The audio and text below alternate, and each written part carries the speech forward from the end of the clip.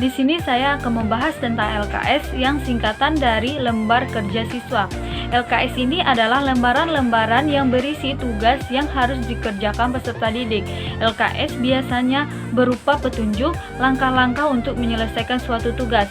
Suatu tugas yang diperintahkan dalam lembaran kerja harus jelas kompetensi dasar yang dicapainya.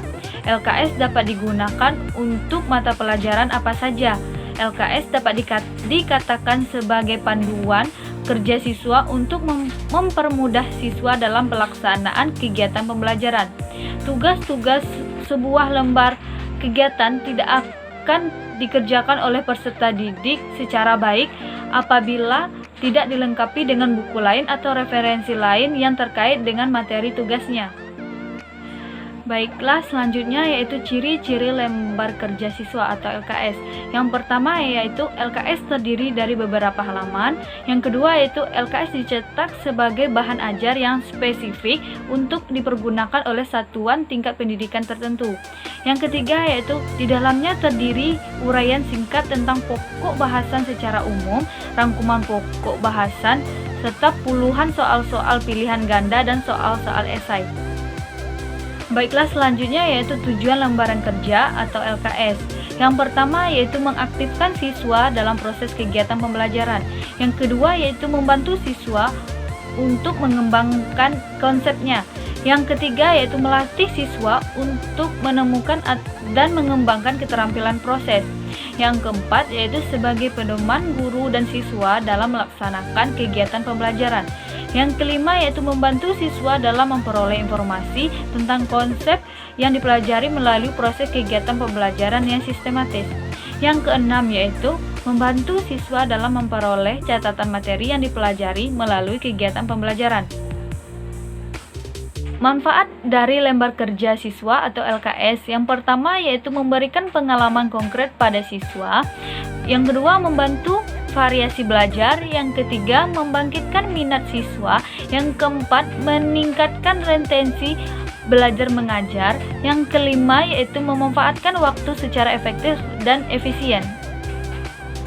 Dalam syarat-syarat lembaran kerja siswa, agar LKS tepat dan akurat, maka harus dipenuhi syarat-syaratnya, yaitu yang pertama, susunan kalimat dan kata-kata yang diutamakan sederhana dan mudah dimengerti, singkat dan jelas, dan istilah baru hendaknya diperkenalkan terlebih dahulu.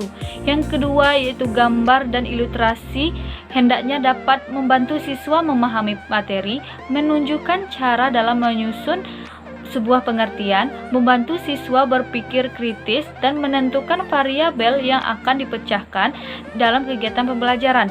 Yang ketiga yaitu tata letaknya, hendaknya membantu siswa memahami materi dengan menunjukkan urutan kegiatan secara logis dan sistematis, menunjukkan bagian-bagian yang sudah diikuti dari awal hingga akhir, dan desain yang harus menarik. Prosedur dalam lembaran kerja yaitu yang pertama menentukan kompetensi dasar, indikator, dan tujuan pembelajaran. Yang kedua yaitu menentukan keterampilan proses terhadap kompetensi dasar dan tujuan pembelajaran. Yang ketiga yaitu menentukan kegiatan yang dilakukan siswa. Yang keempat yaitu menentukan alat, bahan, dan sumber belajar. Yang kelima yaitu menentukan perolehan hasil sesuai tujuan pembelajaran. Sistematika lembaran kerja siswa meliputi yang pertama judul LKS, yang kedua yaitu pengantar yang berisi uraian singkat bahan pelajaran berupa konsep-konsep yang dicakup dalam kegiatan. Yang ketiga yaitu tujuan kegiatan berisi kompetensi yang harus dicapai siswa setelah melakukan percobaan. Tujuan pembelajaran dirinci pada masing-masing kegiatan. Yang keempat yaitu alat dan bahan, memuat alat dan bahan yang diperlukan dalam melakukan kegiatan. Yang kelima yaitu langkah kegiatan, berisi sejumlah langkah cara pelaksanaan kegiatan yang harus dilakukan siswa, seperti tabel atau hasil pengamatan, pertanyaan, dan kesimpulan. Macam-macam lembaran kerja siswa. Macam-macam lembaran kerja siswa ini terbagi dua. Yang pertama yaitu LKS tak berstruktur dan yang kedua LKS berstruktur. LKS tak berstruktur yaitu adalah lembaran yang berisi sarana untuk materi pelajaran sebagai alat bantu kegiatan peserta didik yang dipakai untuk menyampaikan pelajaran. LKS merupakan alat bantu mengajar yang dapat dipakai untuk mempercepat pembelajaran, memberi dorongan belajar pada tiap individu, berisi sedikit petunjuk tertulis atau lisan untuk mengarahkan kerja pada peserta didik. Contohnya yaitu yang pertama, lembaran yang memuat suatu kelompok dan sajiannya berupa grafik yang dikutip dari media massa dan dapat dimanfaatkan guru dalam membahas materi yang relevan dan statistik. Yang kedua yaitu lembaran berupa kertas bertitik, kertas berpetak, dan kertas milimeter.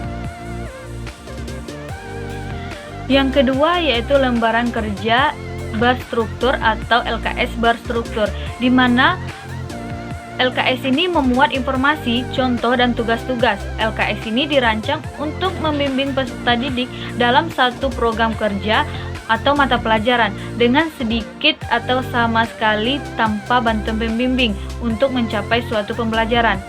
Pada LKS telah disusun petunjuk dan pengarahannya. LKS ini tidak dapat menggantikan peran guru dalam kelas. Guru tetap mengawasi kelas, memberi semangat dan dorongan belajar, dan memberi bimbingan pada setiap siswa. LKS yang baik harus memenuhi persyaratan konstruksi dan didaktik. Persyaratan konstruksi yaitu tingkat kesukaran dan kejelasan yang pada hakikatnya haruslah tepat guna dalam arti dapat dimengerti oleh pihak pengguna LKS, yaitu peserta didik. Sedangkan syarat didaktik artinya bahwa LKS sendiri tersebut harus memenuhi asas-asas yang efektif.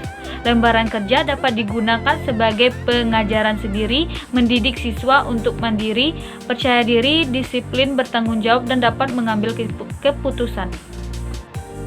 Baiklah, sampai di sini penjelasan saya tentang LKS, yaitu lembar kerja siswa. Semoga bermanfaat untuk kita semua dan